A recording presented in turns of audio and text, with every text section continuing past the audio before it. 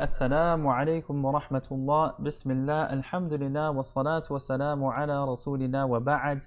All thanks and praise are due to Allah subhanahu wa ta'ala. And may His peace and blessings upon His last and final messenger, his family, his companions, and those who follow them until the end of times. Welcome to our 23rd lesson of Tafsir al-Jalalayn. Alhamdulillah, yesterday we were able to cover verses 229 till 233 of Surah Al-Baqarah. And inshallah today we're going to pick up right where we left off with verse number 234. So I'm going to have our beloved student Abdul Razak recite the page from the Mus'haf tilawatan, followed by the first paragraph of the tafsir, after which I will translate and comment. So go ahead and start us off, Ya Abdul Razak. Bismillah. أعوذ بالله من الشيطان الرجيم والذين يتوفون منكم ويذرون أزواجا يتربصن بأنفسهن 4 أشهر وعشرا فإذا بلغن أجلهن فلا جناح عليكم فيما فعلن في أنفسهن بالمعروف الله بما تعملون خبير ولا جناح عليكم فيما عرضتم به من خطبة النساء أو أكننتم في أنفسكم علم الله أنكم ستذكرونهن ولكن لا تواعدوهن سرا إلا أن تقولوا قولا معروفا ولا تعزموا عقدة النكاح حتى يبلغ الكتاب أجله واعلموا أن الله يعلم ما في أنفسكم فاحذروه واعلموا أن الله غفور حليم لا جناح عليكم إن طلقتم النساء ما لم تمسوهن أو تفرضوا لهن فريضة ومتعوهن على الموسع قدره وعلى المقتر قدره متاعا بالمعروف حقا على المحسنين وإن طلقتموهن من قبل أن تمسوهن وقد فرضتم لهن فريضة فنصف ما فرضتم إلا أن يعفون أو يعفو الذي بيده عقدة النكاح وأن تعفوا أقرب للتقوى ولا تنسوا الفضل بينكم إن الله بما تعملون بصير. قال الإمام السيوطي رحمه الله تعالى والذين يتوفون يموتون منكم ويذرون يتركون أزواجا يتربصن أي ليتربصن بأنفسهن بعدهم عن النكاح 4 أشهر و10 من الليالي وهذا في غير الحوامل وأما الحوامل فعدتهن أن يضعن حملهن بآية الطلاق والأمة على النصف من ذلك بالسنة فإذا بلغن أجلهن انقضت مدة تربصهن فلا جناح عليكم أيها الأولياء بما فعلن في أنفسهن من التزين والتعرض للخطاب بالمعروف شرعا والله بما تعملون خبير عالم بباطنه كظاهره. In this next verse, verse 234, Allah subhanahu wa ta'ala is highlighting the waiting period of a widow. So if a wife's husband passes away, then according to the Sharia, she is supposed to observe her iddah for 4 months and 10 days. So that is what is being highlighted here in verse 234. Allah subhanahu wa ta'ala says, وَالَّذِينَ يُتَوَفَّوْنَ مِنْكُمْ وَيَذْرُونَ أَزْوَاجًا يَتَرَبَّصْنَ بِأَنفُسِهِنَّ 4 أَشْهُرٍ وَعَشْرًا. As for those of you who pass away and leave widows behind, let them observe a waiting period of 4 months and 10 days. فإذا بلغن أجلهن فلا جناح عليكم فيما فعلن في أنفسهن بالمعروف. When they have reached the end of this period, then you are not accountable for what they decide for themselves in a reasonable manner. والله بما تعملون خبير. And Allah is all aware of what you do. So here Imam al-Suyuti rahimahullah says, وَالَّذِينَ يُتَوَفَّوْنَ يَمُوتُونَ مِنْكُمْ. Those among you who pass away, who die. وَيَذَرُونَ يَتْرُكُونَ أَزْوَاجًا. And they leave behind wives. يَتَرَبَّصْنَ أي لِيَتَرَبَّصْنَ بِأَنفُسِهِنَّ بَعْدَهُمْ عَنِ النِّكَاحِ 4 أَشْهُرٍ وَعَشْرًا. They will keep themselves waiting for 4 months and 10 days. Let them observe a waiting period of 4 months and 10 days. So يَتَرَبَّصْنَ أي meaning لِيَتَرَبَّصْنَ. So the same thing is being highlighted here, that the verb is al-fi'lu al-mudari'u, right? It's a present tense verb, but the meaning is that of a command. لِيَتَرَبَّصْنَ. They should wait, or they should keep themselves waiting. بِأَنفُسِهِنَّ. They should keep themselves waiting. بَعْدَهُمْ عَنِ النِّكَاحِ. Right? After the death of their husbands, what are they keeping themselves waiting from? From marriage. How long? أَرْبَعَةَ أَشْهُرٍ وَعَشْرًا. 4 months and 10 days. مِنَ اللَّيَالِي. Right? Counting the nights. وَهَذَا فِي غَيْرِ الْحَوَامِلِ. But this is with respect to those who are not pregnant. Right? Those who are not expecting. If they're expecting a child, then their waiting period is until they gave birth to that child. Their waiting period will be until they give birth to that child. وَأَمَّا الْحَوَامِلِ فَعِدَّتُهُنَّ أَنْ يَضَعْنَ حَمْلَهُنَّ بِآيَةِ الطَّلَاقِ.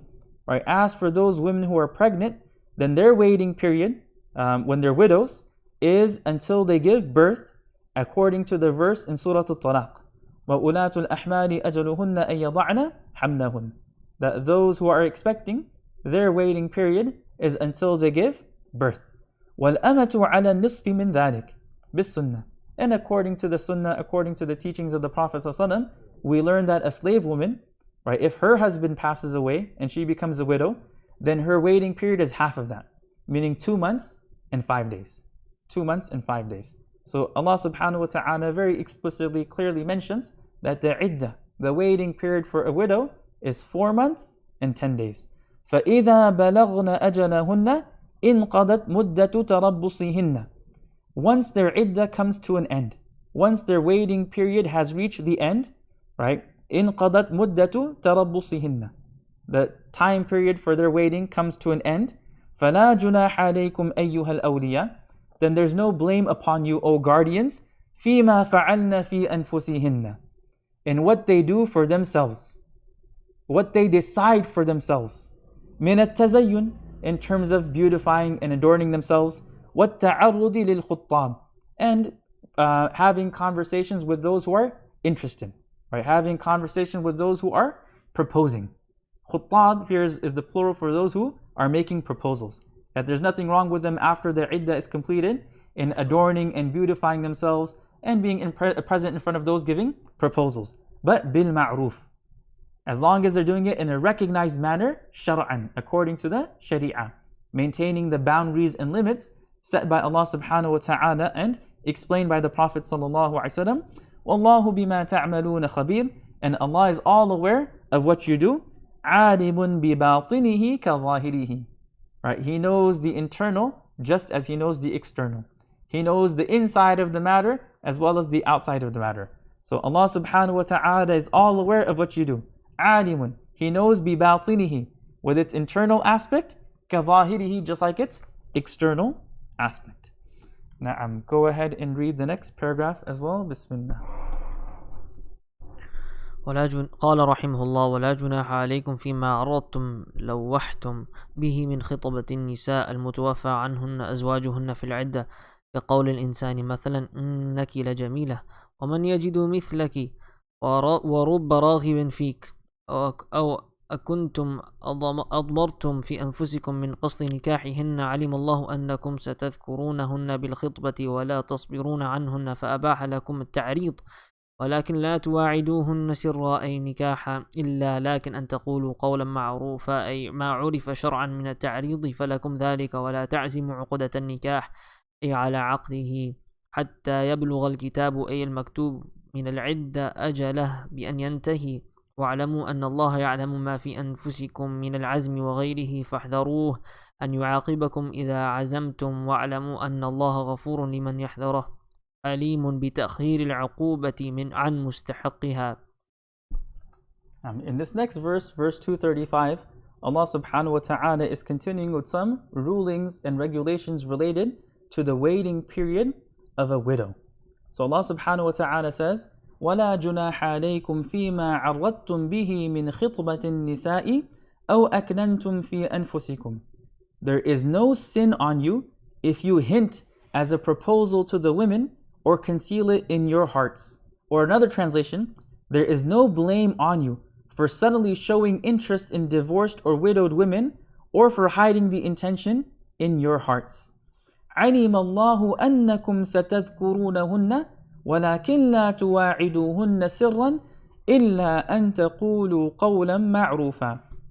Allah knows that you will make mention of them, but do not make a promise to them secretly, except that you speak in a recognized manner.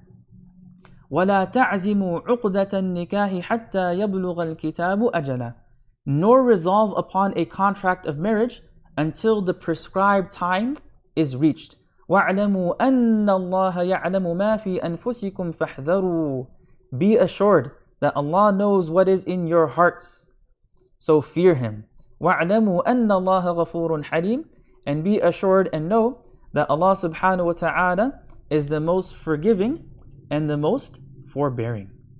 Alright, so here Imam al-Suyuti rahimahullah says, وَلَا جُنَاحَ عَلَيْكُمْ فِي مَا عَرَّضْتُمْ لَوَّحْتُمْ بِهِ مِنْ خِطْبَةِ النِّسَاءِ. There is no sin upon you, there is no blame upon you, if you hint as a proposal to women, or for you subtly showing interest in women. Right? So, لا جناح عليكم فيما عرضتم لوحتم. So over here, Imam al-Suyuti is saying that the word عرض and the word لوح are synonyms here. Right? به من خطبة النساء, meaning you're making a hint. You are subtly expressing your interest in marrying the divorced or widowed women. Right? من خطبة النساء, the widowed women. المتوفى عنهن أزواجهن في العدة. Right? So you're hinting, you're subtly showing interest, right, in the widowed women. من خطبة النساء, right, in proposing to women. Which women? المتوفى عنهن أزواجهن. Those whose husbands have passed away, meaning widows. في العدة, during the waiting period. So during the iddah, there's no sin, there's no blame upon subtly showing interest that you would like to marry them in the future, or hinting towards the fact that you would like to make a proposal to them, to get married to them in the future. كَقَوْلِ الْإِنسَانِ مَثَلًا. Like someone saying, for example, إِنَّكِ لَجَمِيلَةٌ. Right? Truly you are good looking, you are beautiful. وَمَنْ يَجِدُ مِثْلَكِ. And who is there that is similar to you? Right? So using words that hint that you are interested in proposing to them for marriage. Right? You're making these subtle, showing subtle interest. You're not being direct, you're not being explicit. وَرُبَّ رَاغِبٍ فِيكِ. Right? Perhaps there's someone who's interested in you. So these are just examples of someone being subtle and hinting at the fact that they would like to propose to them and marry them after their waiting period comes to an end. أَوْ أَكْنَنْتُمْ أَضْمَرْتُمْ فِي أَنفُسِكُمْ مِنْ قَصْدِ نِكَاحِهِنْ.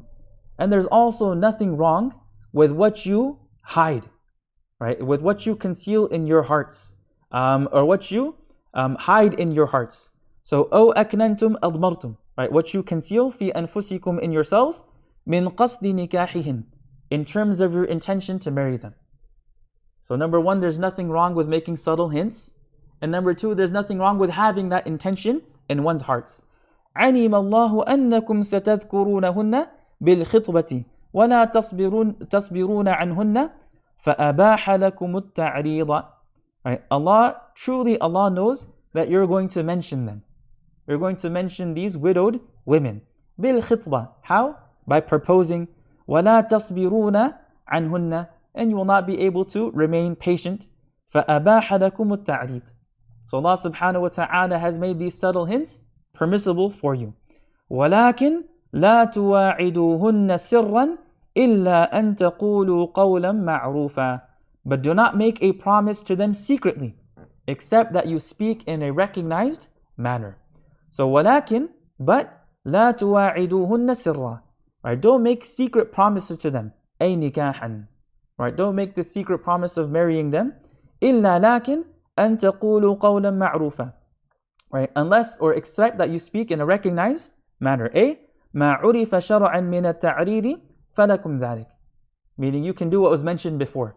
Don't have these secret conversations of, wanting to marry them and being explicit. But before making these subtle hints, you can do that, no problem. وَلَا تَعْزِمُوا عُقْدَةَ النِّكَاحِ حَتَّى يَبْلُغَ الْكِتَابُ أَجَلًا.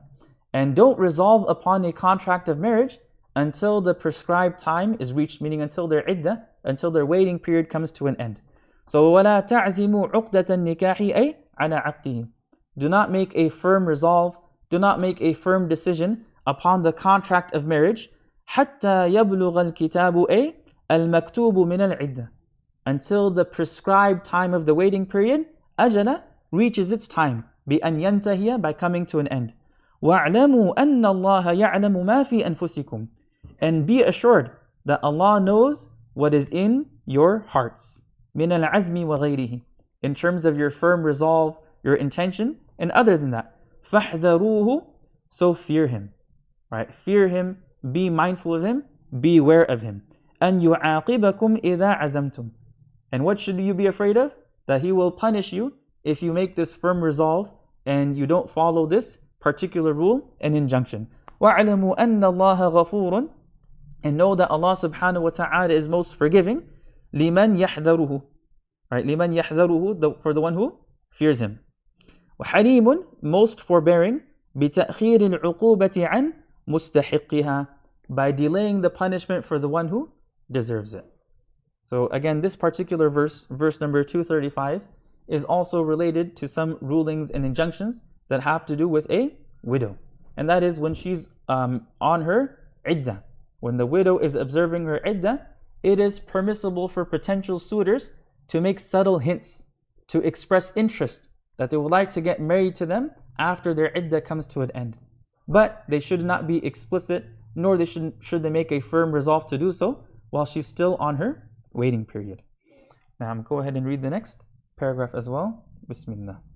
قال رحمه الله: لا جناح عليكم إن طلقتم النساء ما لم تمسوهن، وفي قراءة تماسوهن أي تجامعوهن أو لم تفرضوا لهن فريضة مهرا، وما مصدرية ظرفية أي لا تبعت عليكم في الطلاق زمن عدم المسيس والفض بإثم ولا مهر، فطلقوهن ومتعوهن، أعطوهن ما يتمتعن به على الموسع الغني منكم قدره، وعلى المقتر الضيق الرزق قدره. يفيد أنه لا نظر إلى قدر الزوجة متاعا تمتيعا بالمعروف شرعا، صفة متاعا حقا صفة ثانية، أو مصدر مؤكد على المحسنين المطيعين. In this next verse, Allah subhanahu wa ta'ala is highlighting another rule, another injunction related to divorce. And that is in the case of a marriage where the mahr was not mentioned or agreed upon beforehand. Right? So the mahr was not mentioned, nor was it agreed upon before the actual nikah, before the contract of nikah. And then the husband divorces his wife before consummation. So this couple got married. At the time of marriage, they had not mentioned anything about the mahr. They had not agreed upon any amount for the dowry. And then something happens and they get divorced without consummation. That in that case, she is entitled to what is called mut'ah, which is like a separation gift or a divorce gift. And according to the Hanafis, it's like a 3-piece garment. Right? She's entitled to some sort of gift. And that is what is being highlighted here in this particular verse. So Allah subhanahu wa ta'ala says, لا جناح عليكم إن طلقتم النساء ما لم تمسوهن أو تفرضوا لهن فريضة. There is no blame if you divorce women before the marriage is consummated or the dowry is agreed upon. وَمَتِّعُوهُنَّ, but give them a suitable compensation. Give them a gift. عَلَى الْمُوسِعِ قَدْرُهُ وَعَلَى الْمُقْتِرِ قَدْرُهُ. The rich according to his means, and the poor according to his means. مَتَاعًا بِالْمَعْرُوفِ, right? A reasonable gift, a reasonable compensation. حَقًّا عَلَى الْمُحْسِنِينَ is an obligation upon those who do good, upon the virtuous. So here Imam al-Suyuti rahimahullah says, لا جناح عليكم إن طلقتم النساء ما لم تمسوهن، وفي قراءة تماسوهن أي تجامعوهن أو لم تفرضوا لهن فريضة مهرا. There is no sin, there is no blame upon you if you divorce women and you have not yet touched them, meaning you haven't consummated the marriage. وفي قراءة, in another recitation, instead of تمسوهن, which is a particular verb form, it's تماسوهن. right? Another verb form, and it conveys the same meaning. A tujami'uhun. Right? There's nothing wrong, there's no sin, there's no blame upon you for divorcing women that you have not yet had intimate relations with. So the marriage has not yet been consummated. أو لم تفرضوا لهن فريضة, and you have not yet settled upon the mahr. لم تفرضوا لهن فريضة, you have not yet fixed for them an amount. Right? The dowry has not been settled. So لم تفرضوا لهن فريضة مهرا, you have not fixed for them an amount of mahr. وما مصدرية, he says the ma over here, مصدرية ظرفية, and he's highlighting a linguistic grammatical aspect. A لا تبعة عليكم, and there's no sin upon you. في الطلاق زمن عدم المسيس والفرض, so there's no sin, there's no blame upon you for divorcing in the time in which there was no consummation or mahr. Right? بإثم ولا مهر. And what is it that there's no sin upon you and there's no penalty upon you? Right? There's no penalty of sin and there's no penalty of mahr. فَتَلِّقُوهُنْ, so go ahead, you can divorce them. وَمَتِّعُوهُنَّ, but give them mut'ah. Give them a parting gift, a separation gift, a divorce gift. وَمَتِّعُوهُنَّ أَعْطُوهُنَّ مَا يَتَمَتَّعْنَ بِهِ. Right? Give them something they can enjoy. And again, the Hanafis, they clarify that to be like a three-piece garment. عَلَى الْمُوسِعِ قَدْرُهُ. Right? For the rich person is according to their means. A rich man according to his means. So عَلَى الْمُوسِعِ الْغَنِيِّ مِنْكُمْ, upon the rich amongst you, قَدْرُهُ, his ability, his means. وَعَلَى الْمُقْتِرِ الضَّيِّقِ الرِّزْقِ, a person whose rizq, whose sustenance is restricted and constricted, meaning someone who is not well off. قَدْرُهُ, to the best of their financial ability. يُفِيدُ أَنَّهُ لَا نَظْرَ إِلَى قَدْرِ الزَّوْجَةِ, and this conveys the meaning that we're not looking at the financial status of the wife. When it comes to this parting gift and determining what the value of it should be, if someone's rich, it should be according to their means. If someone is poor, it's according to their means. And we're giving consideration to the financial status and situation of the husband, not the wife. مَتَاعًا تَمْتِيعًا بِالْمَعْرُوفِ, right? A reasonable compensation with good, or a benefit in a recognized manner. So بالمعروف شرعا, meaning recognized by the Sharia. And he's saying this متاعا بالمعروف is the description for متاعا, meaning متاعا بالمعروف شرعا. He's explaining what he means by متاعا. حقا صفة ثانية, right? This is the second description of متاعا. أو مصدر مؤكد, or it's a verbal noun that is emphasizing, providing emphasis على المحسنين, meaning this is a right upon those who do good, al-muti'in, those who are obedient. So Imam al-Suyuti is explaining the word muhsinin here as muti'in, those who obey the commands of Allah subhanahu wa ta'ala. So here in this verse, in verse 236, Allah subhanahu wa ta'ala is explaining the rulings related to a particular situation of divorce, where a couple gets married.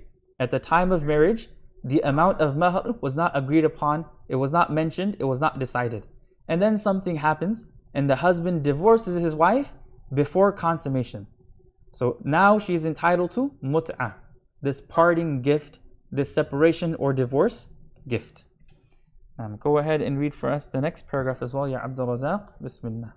قال رحمه الله: وإن طلقتموهن من قبل أن تمسوهن وقد فرضتم لهن فريضة فنصف ما فرضتم يجب لهن ويرجع لكم النصف إلا لكن أن يعفون أي زوجات فيتركنه، أو يعفو الذي بيده عقدة النكاح وهو الزوج فيترك لها الكل. وعن ابن عباس: الولي إذا كانت محجورة فلا حرج في ذلك، وأن تعفوا مبتدأ خبره أقرب للتقوى.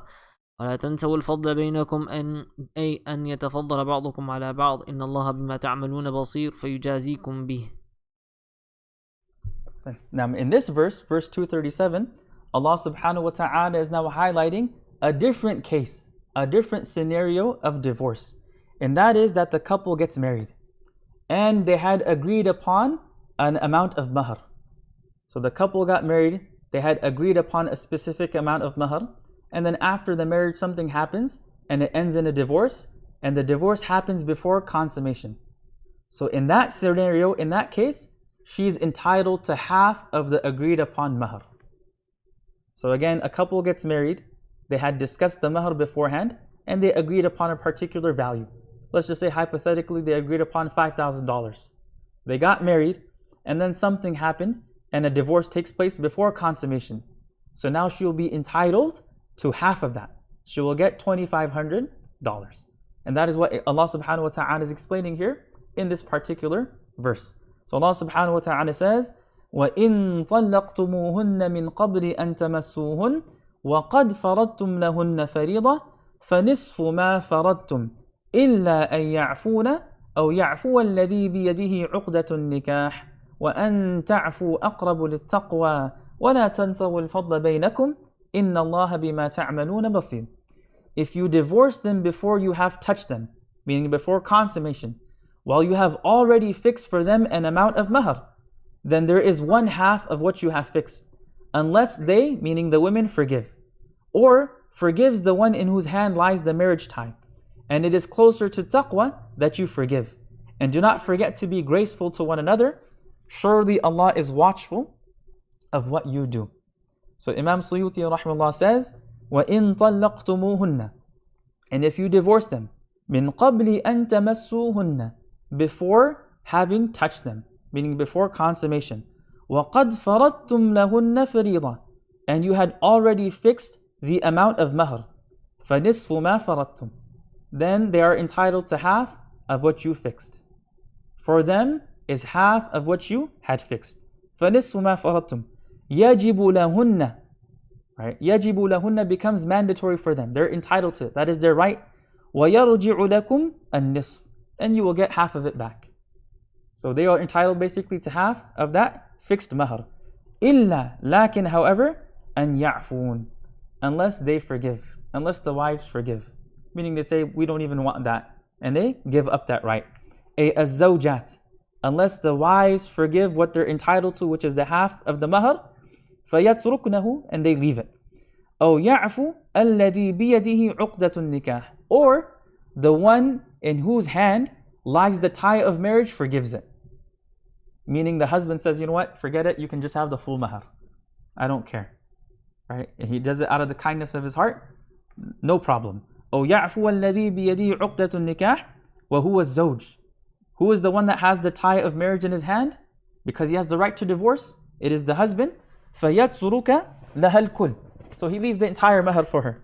وعن ابن عباس, and from Ibn Abbas رضي الله عنهما, الولي إذا كانت محجورا, that the one who has the tie of marriage in his hand is the wali, is the guardian of the woman, of the wife, if she's mahjura, if she has limited legal liability or legal capacity. فَلَا حَرَجَ فِي ذَلِكَ, and there's nothing wrong in that. So Allah subhanahu wa ta'ala is clarifying that this is the ruling, that if a man divorces his wife before consummation and they had agreed upon a specific amount of mahr, she's entitled to half of it. That is the strict ruling.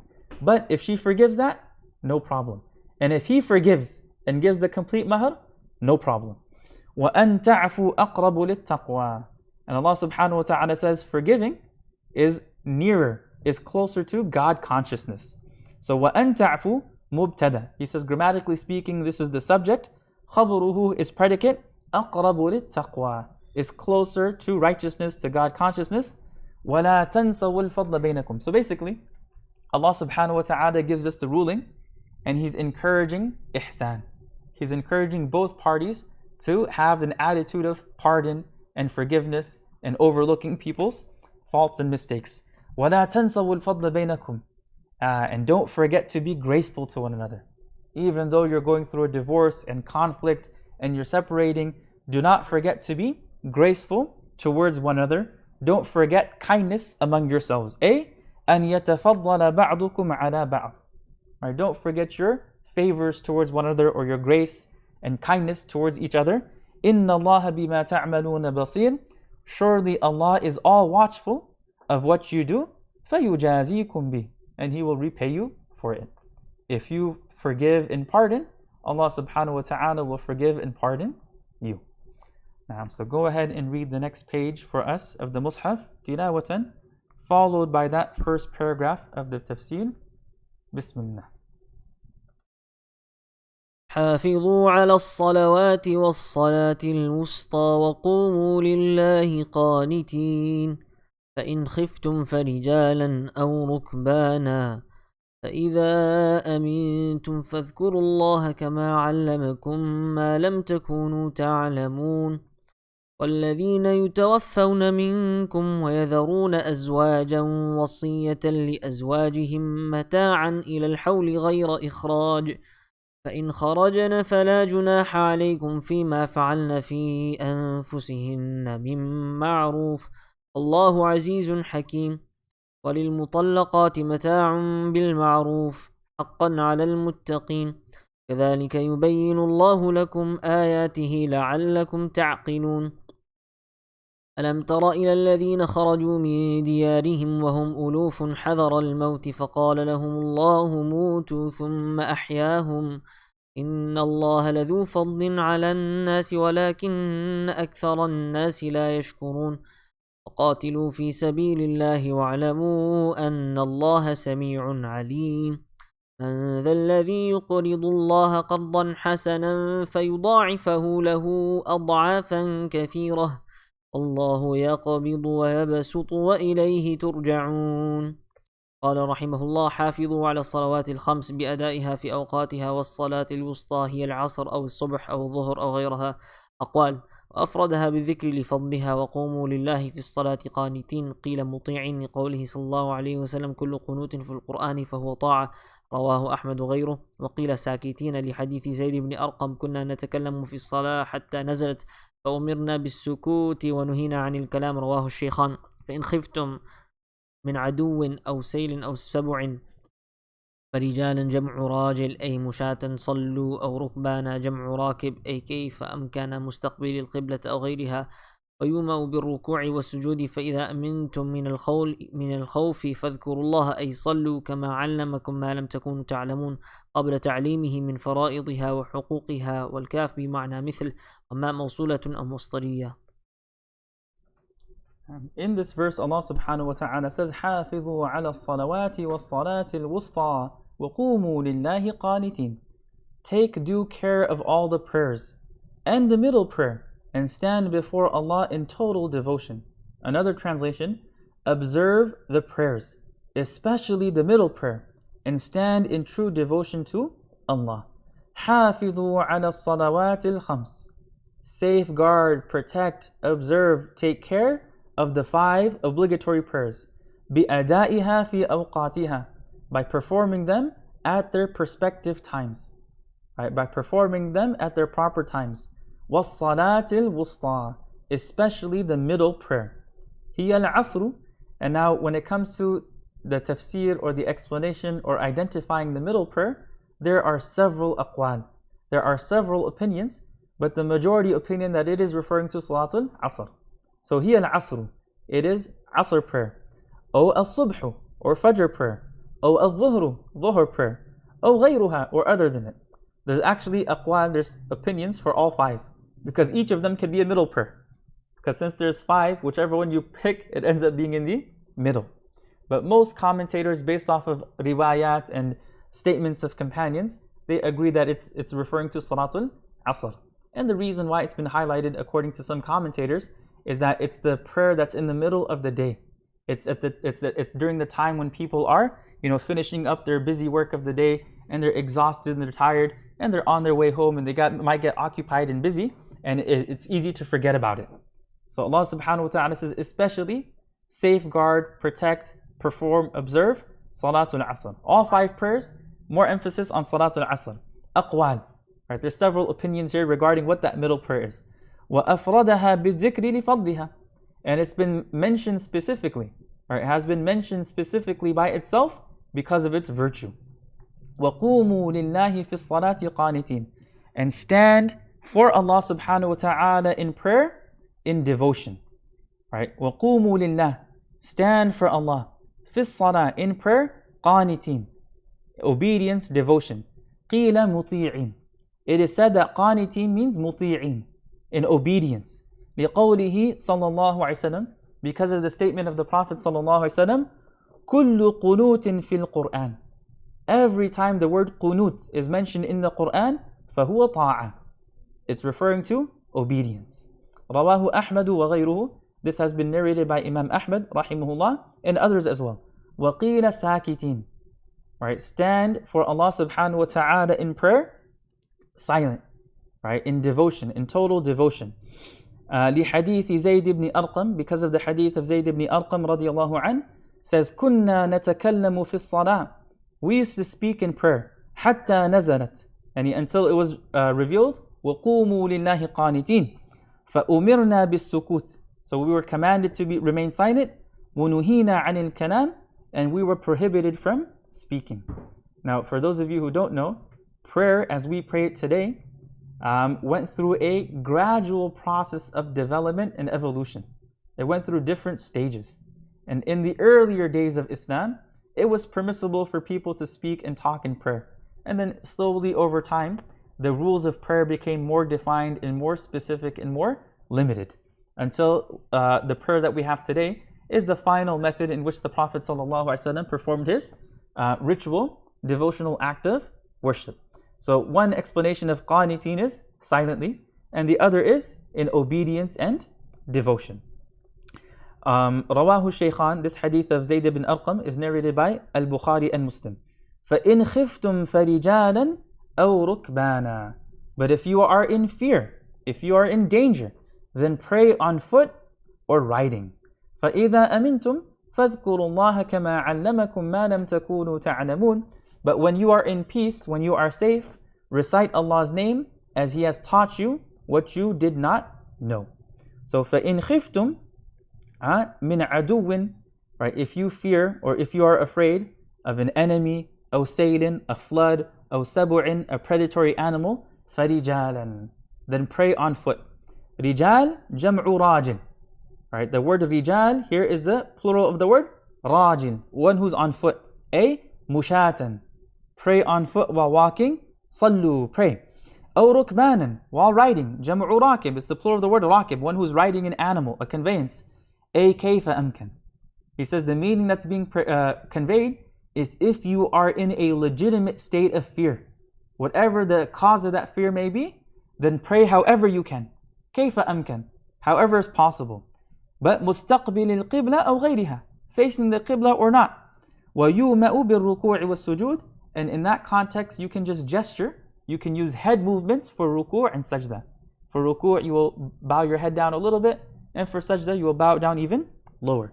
فإذا أمنتم من الخوف, and when you are safe, when you feel secure from that fear, فاذكروا الله, then remember Allah, meaning صلوا, pray, كما علمكم, as Allah subhanahu wa ta'ala has taught you to pray through the Prophet sallallahu alaihi wasallam, مَا لَمْ تَكُونُوا تَعْلَمُونَ, right, as Allah taught you what you did not know, قَبْلَ تَعْلِيمِهِ, before He taught you it, مِنْ فَرَائِدِهَا وَحُقُوقِهَا, in terms of its obligations and its rights. وَالْكَافِ بِمَعْنَى مِثْلٍ, and he's saying, kama here, the ka here is mithl, it's the meaning of mithl. وَمَا مَوْصُولًا, and the ma after the kaf is mawsula, is a relative pronoun. أو مصدرية, it is to turn it into a masdar, into the verbal noun. Now go ahead and read the next paragraph. Bismillah.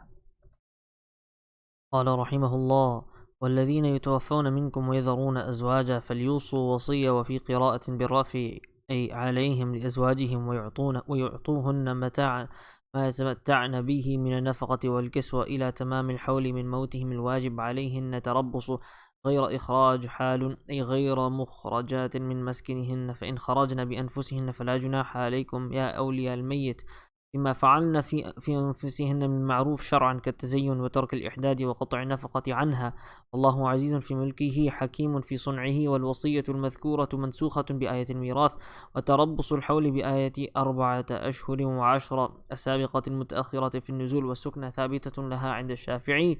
وللمطلقات متاع يؤتونه بالمعروف بقدر الإمكان حقا نصب بفعله المقدر على المتقين. الله كره ليعم الممسوسة أيضا، إذ الآية السابقة في غيرها كذلك، كما بين لكم ما ذكر يبين الله لكم آياته لعلكم تعقلون تتدبرون. Now, this verse will highlight the importance of having knowledge of an-nasikh wal-mansukh, the importance of understanding which verses are abrogating and which verses have been abrogated. And this whole concept of abrogation, which we discussed earlier in Surah Al-Baqarah. So here Allah subhanahu wa ta'ala is mentioning a ruling related to widows, but over here it says that the waiting period of a widow is 1 full year. Whereas previously we just read that it's 4 months and 10 days. So from what we know in terms of sequence of revelation, that verse may be in terms of sequence of the Quran, in terms of sequence of the Mus'haf, it might come earlier, but it was revealed later. And that verse abrogates the ruling of this particular verse. So initially the ruling for a widow was to observe iddah for 1 full year. And then later on it was abrogated, right? The 1 year was abrogated and it was replaced with waiting for 4 months and 10 days. So Allah subhanahu wa ta'ala says, وَالَّذِينَ يُتَوَفَّوْنَ مِنْكُمْ وَيَذَرُونَ أَزْوَاجًا وَصِيَّةً لِأَزْوَاجِهِمْ مَتَاعًا إِلَى الْحَوْلِ غَيْرَ إِخْرَاجٍ. Those among you who pass away and leave wives behind are commanded to make a will in favor of their wives to be maintained for 1 year without being expelled. فَإِنْ خَرَجْنَا فَلَا جُنَاحَ عَلَيْكُمْ فِي مَا فَعَلْنَ فِي أَنفُسِهِنَّ مِنْ مَعْرُوفٍ. Then, if they move out, there is no sin on you in what they have done for themselves, according to fair practice. وَاللَّهُ عَزِيزٌ حَكِيمٌ. Allah is almighty, all wise. وَالَّذِينَ يُتَوَفَّوْنَ مِنْكُمْ. Right, those of you who pass away. وَيَذَرُونَ أَزْوَاجًا. And they leave behind wives. فَلْيُوصُوا وَصِيَّةً. They should leave behind a will. Right, they should leave behind a bequest. وَفِي قِرَاءَةٍ بِالرَّفْعِ. In another qira'ah, in another recitation, the word wasiyatan, instead of being in the state of nasab, it's in the state of rafa'. Yani wasiyatun and a alayhim. The meaning would then be وَيَذَرُونَ أَزْوَاجًا عَلَيْهِمْ وَصِيَّةٌ. It is mandatory upon them to leave a will. It is mandatory upon them to make a bequest لِأَزْوَاجِهِمْ, for their wives. Right? وَيُعْتُوهُنَّ, and to give them مَتَاعًا, to give them provisions, right? To leave them maintenance. مَا يَتَمَتَّعْنَ بِهِ مِنَ النَّفَقَةِ وَالْكِسْوَةِ. Right? What they will enjoy in terms, or benefit from, that's a better translation, what they will benefit from in terms of nafaqa, right? Expenditure, maintenance, clothing, food, shelter, وَالْكِسْوَةِ, and clothing. إِلَى تَمَامِ الْحَوْلِ, for a complete year. مِنْ مَوْتِهِمْ الْوَاجِبِ عَلَيْهِنَّ تَرَبُّصُهُ. Yani for a complete year after their passing away, after their death. And this is what is mandatory upon them to wait for. So according to this verse, the iddah, right, the waiting period for a widow was 1 complete year. But in that 1 complete year, the husband was supposed to write a will. And he was supposed to make a bequest for all of her expenses. Her expenses, her food, her clothing, and shelter. Right? غَيْرَ إِخْرَاجٍ. And she should not be, while all this is going on, she should not be expelled or forced to leave the home of her deceased husband. حَالٌ. So غَيْرَ إِخْرَاج grammatically is the circumstantial adverb. غَيْرَ مُخْرَجَاتٍ مِّن مَسْكَنِهِنْ. They are not being expelled, or they're not being forced out of their husbands' homes, yani their place of residence. فَإِنْ خَرَجْنَ بِأَنفُسِهِنَّ. But if they decide to leave on their own, فَلَا جُنَاحَ عَلَيْكُمْ يَا أَوْلِيَاءَ الْمَيِّتِ. Then there's no blame, there's no sin upon you, O guardians or heirs of the deceased. فِيمَا فَعَلْنَ فِي أَنفُسِهِنَّ مِن مَعْرُوفٍ. Right, for what they reasonably decide for themselves, or for what they have done for themselves according to fair practice, yani شَرْعًا. So, like what? كَالتَّزَيُّنِ, like beautifying themselves. وَتَرْكِ الْإِحْدَادِ, right, no longer showing observable signs of sorrow and grief. وَقَطْعِ النَّفَقَةِ عَنْهَا, and no longer giving them maintenance and expenditures. وَاللَّهُ عَزِيزٌ فِي مُلْكِ. Allah subhanahu wa ta'ala is almighty in His kingdom, in His sovereignty. حَكِيمٌ, all wise فِي صُنْعِهِ, in His doing. Right, He is all wise in His doings, in His creations. So again, the ruling that's being mentioned here is abrogated, and that is what Imam As-Suyuti rahimahullah then mentions next. وَالْوَصِيَّةُ الْمَذْكُورَةُ. Right, this bequest or this will that is mentioned here in this verse, مَنْسُوخَةٌ بِآيَةِ الْمِيرَاثِ. it is abrogated by the verse of inheritance that is mentioned in Surah An-Nisa, يُوصِيكُمُ اللَّهُ فِي أَوْلَادِكُمْ, because the wife, the widow, automatically is entitled to a portion of inheritance. وَتَرَبُّصُ الْحَوْلِ, and the waiting for 1 year is abrogated بِآيَةٍ, with the verse أَرْبَعَةَ أَشْهُرٍ وَعَشْرًا, the verse that mentions 4 months and 10 days that we just learned about. السابقة, that was mentioned earlier, المتأخرة في النزول, but that was revealed later. So although in terms of the sequence of the Mus'haf, in terms of sequence of the verses, it comes earlier, in terms of revelation, it was revealed later. And that is a very interesting and important point to know about the Quran, that the Quran was revealed gradually over a period of 23 years. And the Quran was not revealed necessarily in sequence. Rather, the sequence of the verses was identified by the Prophet through wahi, but the verses would come down in out of order, and depending on the context and the situation and what was going on. And then the Prophet based off of wahi would tell his scribes that, you know what, put this verse here in this surah after this particular verse. So Imam Suyuti is highlighting that although the verse in terms of sequence of the Mus'haf came earlier, in terms of revelation it came later, and it abrogates the ruling of this verse.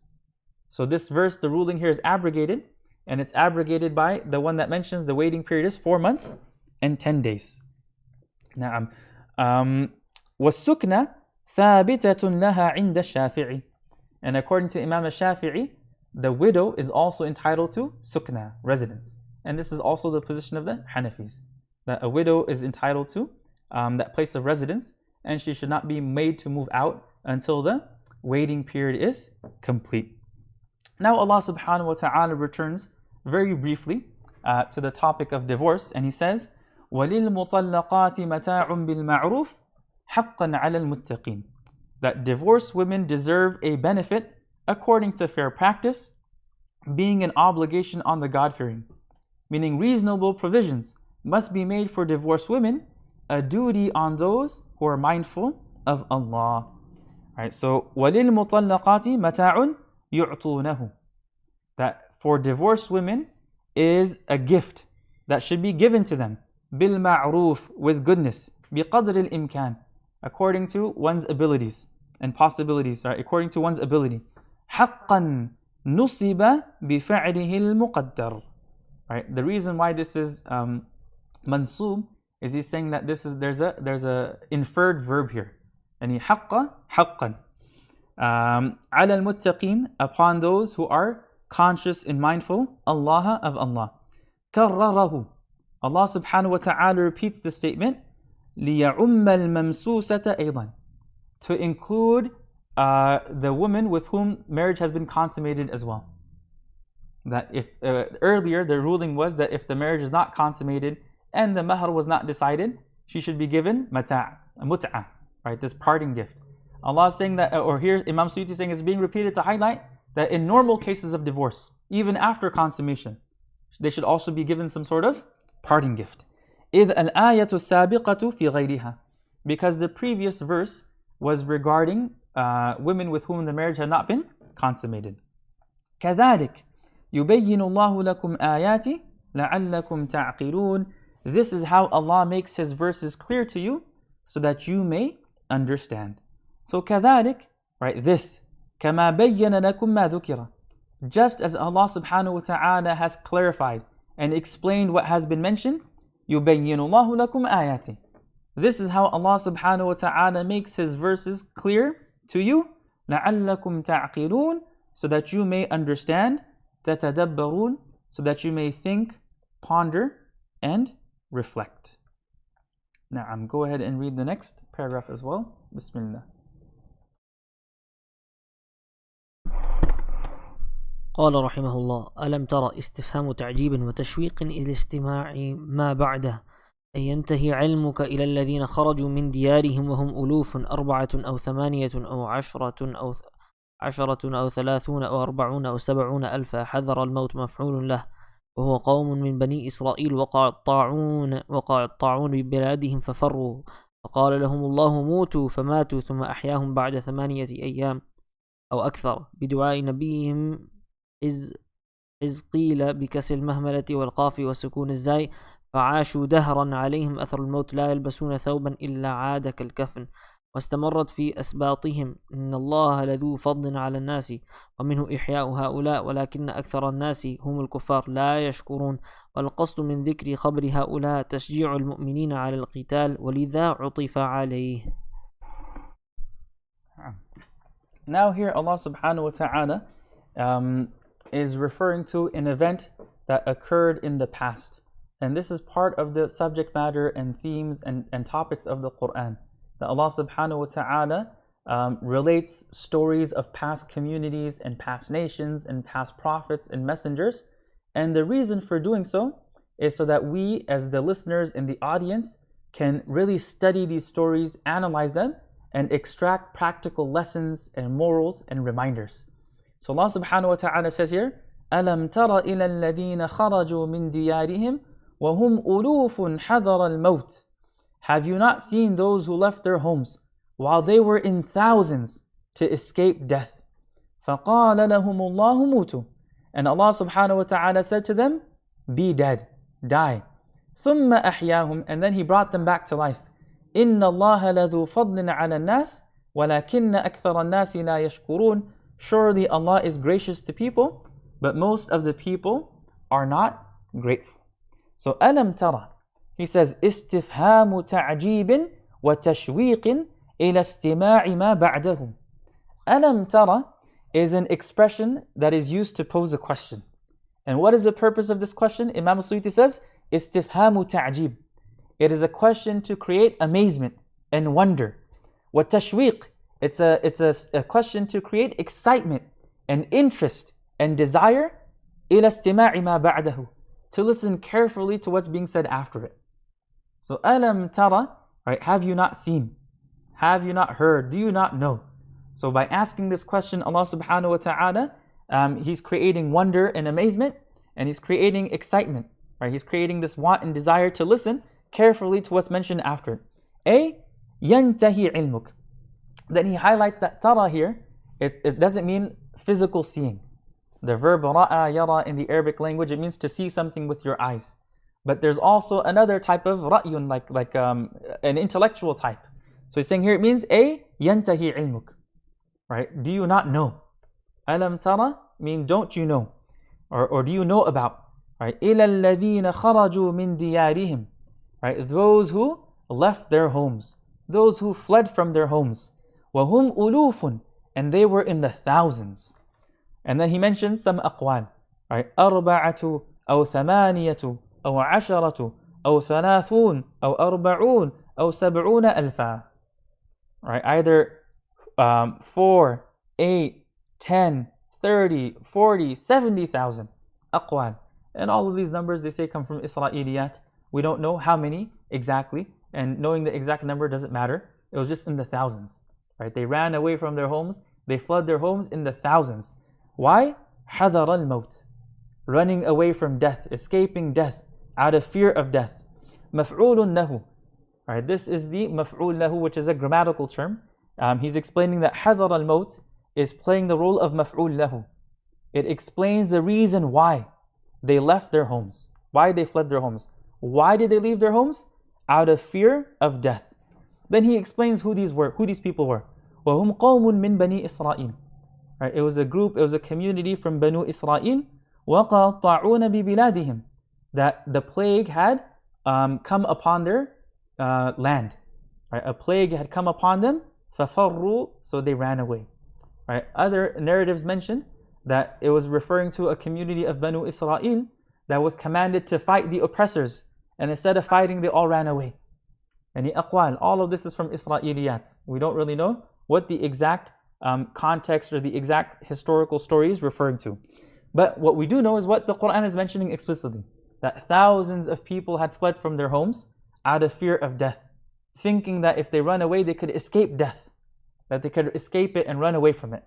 فَقَالَ لَهُمُ اللَّهُ مُوتُوا. Allah subhanahu wa ta'ala said to them, die. فَمَاتُوا. So they all passed away. ثُمَّ أَحْيَاهُمْ. And then He brought them back to life. So now we have come across another instance of people passing away and being brought back to life, which is one of the themes of Surah Al-Baqarah, in order to reinforce the reality of life after death. Right? ثُمَّ أَحْيَاهُمْ بَعْدَ ثَمَانِيَةِ أَيَّامٍ أَوْ أَكْثَرَ.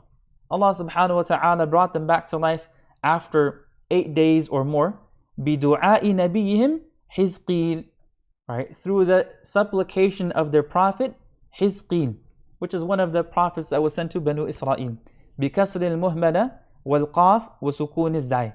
He's explaining how to read it. There's a kasra on the muhmala, meaning a kasra on the ha, a kasra on the qaf, and a sukun on the zai. Hizqil. فَعَاشُوا دَهْرًا. Right? And they lived for a long period of time then. عَلَيْهِمْ أَثَرُ الْمَوْتِ. But there was always some signs of like death on them, even though they lived for a long time. لَا يَلْبَسُونَ ثَوْبًا إِلَّا عَادَ كَالْكَفَنِ.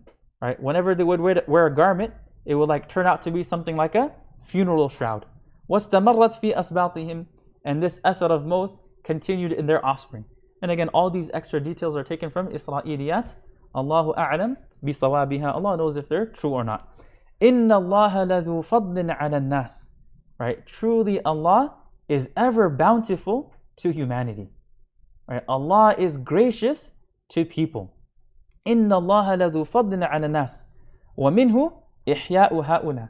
And amongst that grace and bounty is bringing that community back to life. وَلَكِنَّ أَكْثَرَ النَّاسِ هُمُ الْكُفَّارِ. But most people, and that is referring to the non-believers, لَا يَشْكُرُونَ, are not grateful. They are ungrateful. وَالْقَصْدُ مِنْ ذِكْرِ خَبَرِ هَؤُلَاءِ تَشْجِيعُ الْمُؤْمِنِينَ عَلَى الْقِتَالِ وَلِذَا عُطِفَ عَلَيْهِ. And the objective of mentioning the narrative of these people is to encourage the believers to go out and fight in the path of Allah subhanahu wa ta'ala. And that is why the following statement has been attached to it. Right? So basically Allah subhanahu wa ta'ala is highlighting that death will come to you whenever it is prescribed for you. Whenever it is decreed and written, no matter where you are. You could be sitting in the comfort of your home. You could be in your car. You could be walking down the street. You could be sitting in a classroom. You could be on the battlefield. Doesn't matter. If death is written for you, it's going to come at that time. You cannot escape it. You cannot run away from it. And that is one of the objectives of mentioning and highlighting this particular incident here in Surah Al-Baqarah. So let's read one more paragraph and then we'll stop with today's session inshallah. So go ahead and read that next paragraph for us, yeah? Abdul Razak, Bismillah. قال رحمه الله وقاتلوا في سبيل الله أي لإعلاء دينه واعلموا أن الله سميع لأقوالكم عليم بأحوالكم فمجازيكم من ذا الذي يقرض الله قرضا حسنا من ذا الذي يقرض الله بإنفاق ماله في سبيل الله قرضا حسنا بأن ينفقه لله عن طيب قلب فيضاعفه وفي قراءة فيضاعفه بالتشديد له أضعافا كثيرة من 10 إلى أكثر من 700 كما سيأتي والله يقبض يمسك الرزق عمن يشاء ابتلاء ويبسط يوسعه لمن شاء امتحانا وإليه ترجعون في الآخرة بالبعث فيجازيكم بأعمالكم. So in this previous verse, again, Allah subhanahu wa ta'ala told us about this incident that took place with this past community of people from Banu Israel who were trying to run away and escape from death.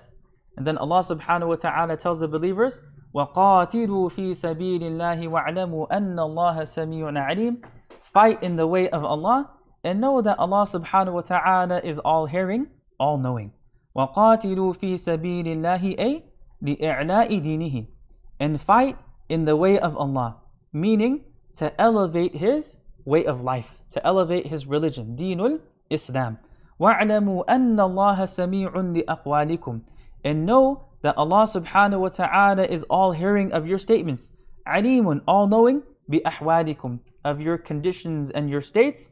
فَمُجَازِيكُمْ, and He will repay you. مَنْ ذَا الَّذِي يُقْرِضُ اللَّهَ قَرْضًا حَسَنًا. Who is the one who will give Allah a good loan? Who will lend to Allah a good loan? فَيُضَاعِفُهُ لَهُ أَضْعَافًا كَثِيرًا. So that Allah multiplies it for him many times, right? Which Allah will multiply many times over. وَاللَّهُ يَقْبِضُ وَيَبْسُطُ وَإِلَيْهِ تُرْجَعُونَ. Allah alone is the one who withholds and extends. Allah alone is the one who decreases and increases. وَإِلَيْهِ تُرْجَعُونَ, and to Him you will be returned. So, مَنْ ذَا الَّذِي يُقْرِضُ اللَّهَ, right? Who is the one who will lend Allah, who will give a loan to Allah? How?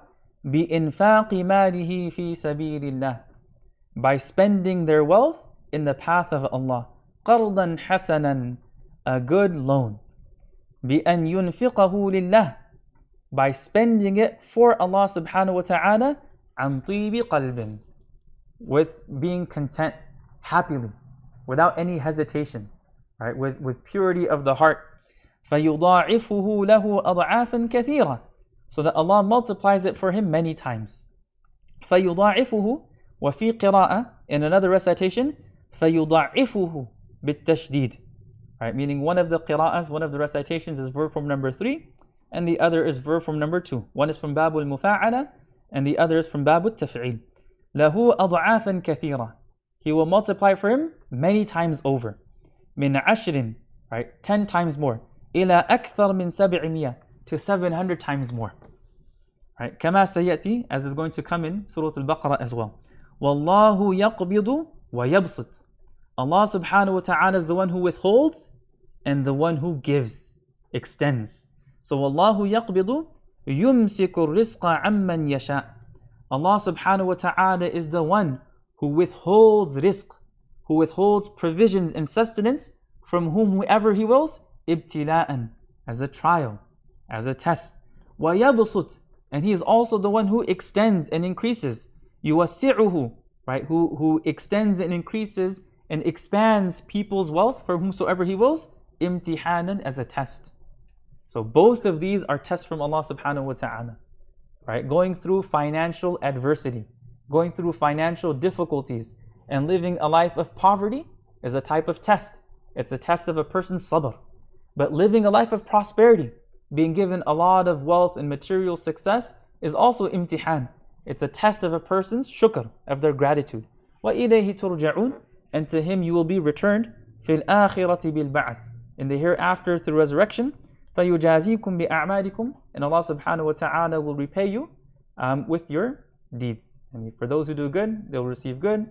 And for those who do bad, Allah subhanahu wa ta'ala, if He wills, will hold them accountable. So we are out of time, so we will stop here for today. Alhamdulillah, we reached till the end of verse 245. So tomorrow we will pick up with verse 246. May Allah subhanahu wa ta'ala accept this effort of ours. May He place it on our scale of good deeds on the Day of Judgment. May Allah subhanahu wa ta'ala make the Quran a proof for us, not a proof against us. We ask Allah subhanahu wa ta'ala to make the Quran the spring of our hearts, the light of our chests, the remover of our sorrows and worries and distress. And we ask Allah subhanahu wa ta'ala to make the Quran an intercessor for us on the Day of Judgment. I will see everyone tomorrow at the same time at 5 p.m. وصلى اللهم على نبينا مولانا محمد وعلى آله وصحبه وسلم. جزاكم الله خيرا والسلام عليكم ورحمة الله وبركاته.